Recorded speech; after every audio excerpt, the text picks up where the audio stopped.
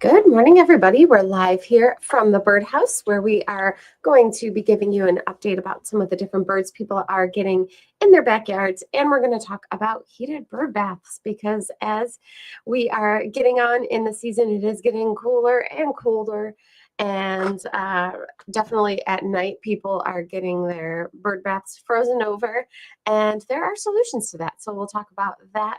As always, we love to know what kind of things you're seeing. If you've got any sightings, you can put those in the comments. You can ask questions or you can just say hi.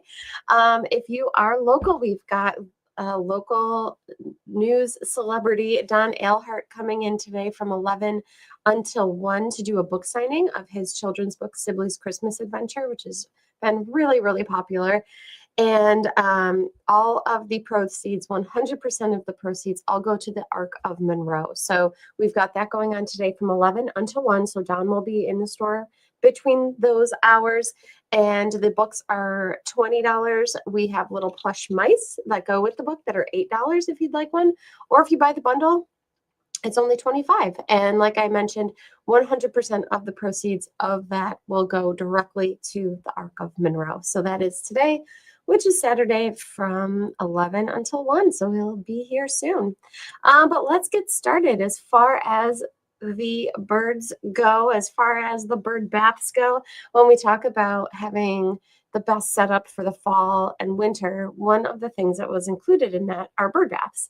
And if you have a bird bath right now that's cement or it might be pottery or glass, those you don't want to leave out overnight, especially. You don't want to leave it out when it starts to get cold and below freezing at night because as the water freezes in there, it can cause the bird bath to break and to crack. So you want to make sure you bring those in or you cover them really well, wrap them up, and you can either put out a heated bird bath or you can put a heater in a bird bath that you might have. So I can show you those different options. But if you've got a bird bath that's plastic or that's metal, those should be just fine for the winter time. But if you're looking for a heated bird bath, that's what I think is the easiest way to go. If you're looking to provide birds with some kind of shallow, unfrozen source of water in the wintertime, which is hard for them to find, don't be surprised if all of a sudden you get a lot of birds coming. If you are lucky enough to have bluebirds that are overwintering by you, they seem to really, really like these heated bird baths too. So we get pictures sent in every winter of people with their heated bird baths full of bluebirds, which is really cool. These heated bird baths all operate on a thermostat, so they don't run all the time. They just run enough to keep the water unfrozen. So the water's never hot, it's just above freezing temperatures. So they operate on a thermostat, so they'll click on and off as needed. If you are getting a heated bird bath or you're putting yours out for the season, the way to do it is you want to put the bird bath or the bird bath heater outside for a few hours, let it get acclimated to the temperature, then you plug it in and fill it with water. So you don't want to just bring it in from like put it outside and plug it in right away. You want to make sure that it gets acclimated to the temperature first. So we do have different types of heated bird baths here.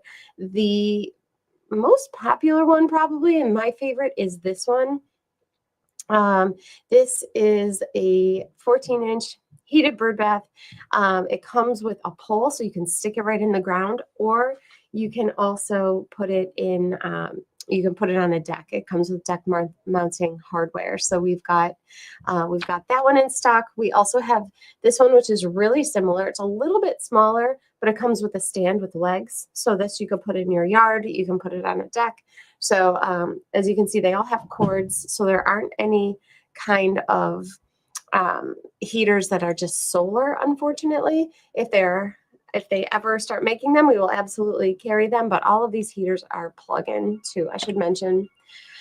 This one's really, really, really nice. It has a beautiful scalloped edge, and the pedestal matches the bird bath top. The cord will go down the center of the bird bath and out the bottom, but that's another version we have in. We also have some that are more simple. We've got these ground level bird baths they just have little legs on them. You just set them on the ground, and you plug them in and you're good to go. So we've got a couple different types of those. We've got one that's just a very basic bird bath dish, and then we've got one that looks more like a rock with a bunch of little pebbles on it. Then this one is also super popular because it comes with the little legs that you could just put it on the ground. It comes with a deck mount hardware clamp that you could clamp it on the side of the deck, or it also comes with, and I should say, it also comes with a hardware that allows you to screw it into either the side of a deck or side of a building. So this is called the 3-in-1 heated bird bath because there's 3 different ways for you to mount it. And if you're looking for just a heater, we do have just the heaters as well. This one has been really popular. This is just a heated rock, it's called. It looks kind of more natural than some of the other ones out there. And just like the heated bird baths, put it outside, you let it get acclimated to the temperature, and then you plug it in. You make sure your bird bath is filled with water, and you're good to go. So those were the heated bird bath options. Those are most of the options we have here at the store. We do have some others as well, but that's kind of the overall picture of what we have as far as bird bath, heated bird baths and bird bath heaters go. As far as the birds that people are seeing, the goldfinches are definitely around. Some people are getting a ton of them. Some people aren't getting that many. That's pretty typical with goldfinches. They kind of flock around unpredictably.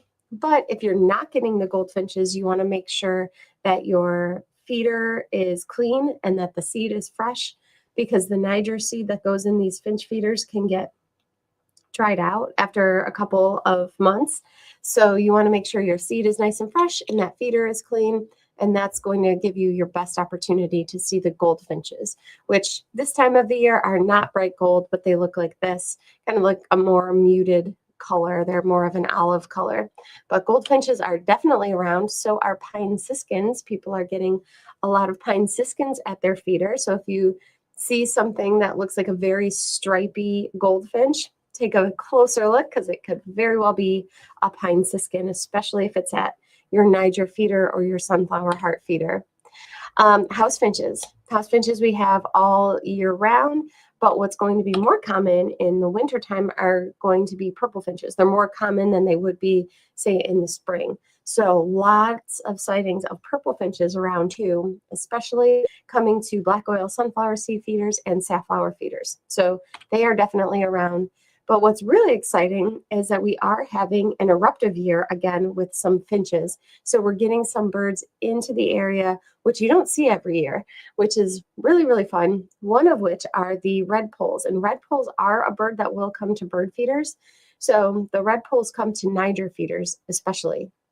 So you want to make sure you've got your Niger feeder out full of seed, and look for these little guys. They're starting to filter in.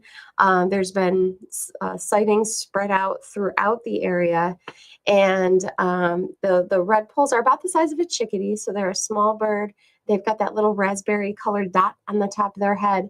Really, really cute bird. Be on the lookout for them at your feeders, and also if you see any trees with pine cones, definitely take a closer look, because you might see some of these eruptive birds there, including things like the red pole. They'll cling, just kind of like a chickadee will, they'll cling on to these pine cones at different strange kind of angles. They can cling just like some of those nuthatches and woodpeckers and chickadees can, and they will eat the little seeds right out of the pine cones. So be on the lookout for the red poles coming into the area. And people are reporting more pine grosbeak. This isn't necessarily going to be a bird you'll get at your feeders, at least where I am in Western New York. If you're further north up into Canada, very well, you have got very, very, very good chances of getting these at feeders, but they haven't really been seen at any bird feeders locally where I am. But in the places they do come to feeders, they'll eat sunflower seed, they'll eat the safflower seed, striped sunflower. But there are pine grosbeak sightings coming in along the lakeshore, especially at Durand Eastman Park and at Webster Park now too. Same with evening grosbeaks. So this is a bird that you are more likely to get at your bird feeders if they are in the area and they are flowing in. So the evening grosbeak will also come to sunflower seed, safflower seed. If you have any kind of feeders that are large enough to attract cardinals and you get cardinals at them, that will be suitable to get these evening grosbeaks, which are also flowing into the area. So that's pretty exciting. And then there's also the red-breasted nuthatch, which have eruptive tendencies, and people are definitely getting them coming to their feeders in larger numbers. They will come to eat peanuts, sunflower hearts, suet. So be on the lookout for them. And every winter we have cedar waxwings. They will form flocks and eat berries off of trees. But we are also starting to get Bohemian waxwing. There has been a sighting of Bohemian waxwing, which is another one of these sometime winter visitors that will come into the area. So be on the lookout, even in your mixed flocks of waxwings, to see there might be a Bohemian waxwing in there. Some of the more common birds you might find in your backyard right now, though, not these rare eruptive visitors, are going to be things like white-throated sparrow, white-crowned sparrow. People have been reporting some fox sparrow around, which is a pretty chubby bird with kind of chestnut-colored stripes. So they're around. And, of course, the dark-eyed junco, which we have every year, comes back down south here for the winter. They're very common at bird feeders. So it looks like there's some comments here also. If you have any comments or questions, you can put them in the comments. Good morning, everybody. People are saying hi. Scotty Two Shoes says, "Will be okay. Will it work in the winter?" The heated bird baths absolutely work in the winter. That's what they are designed for. So you just plug them in, and they'll do their own thing. So yeah, because they all work on a thermostat too, it's really nice that the power doesn't go continuously. It's just enough to keep the water unfrozen. Darcy is on and says, "I'm only getting house sparrows now. Should I change seed? All my chickadees, nuthatches, and finches, etc., are gone." It couldn't hurt if you're getting house sparrows. There's not really any seed that they don't like, but if you're using a seed right now that has a lot of cracked corn in it or millet, a lot of the little kind of yellow pieces of seeds, they tend to, some of the birds tend to throw that on the ground, but the sparrows definitely eat that, and a lot of the other birds don't like it so much. So I would make sure you've got something that has a lot of sunflower seed in it, or that's just completely sunflower. One other thing you could do is put out just the safflower seed if you're trying to get rid of the house sparrows. The house sparrows will still eat it. It's just not their favorite thing. So you probably won't get as many house sparrows if you put out the safflower seed. If you're looking to get the chickadees and nuthatches, I would put out peanuts, the peanut pickouts, which are the insides of the peanuts, because they really, really like those, or even a suet feeder. And then the finches coming to a Niger feeder would be the best way to attract them. So looks like that's everybody's comments and questions for the day. We'll be back on Tuesday with another broadcast. And until then, have a wonderful weekend. And if you're local, stop on by for the book signing we have going on today from 11 until 1. And actually, we got another question that just snuck in here. Lynn says, "Should I leave my copper disc in the bird bath?" So in the wintertime, you probably don't need to. It doesn't really harm it to keep it in there. But I find in the wintertime, I don't get as much buildup in the bird bath as I do in the spring and the summer. Lynn's talking about, we sell these copper discs that you just put into your bird bath, and it helps make it so you don't get a lot of algae and buildup inside.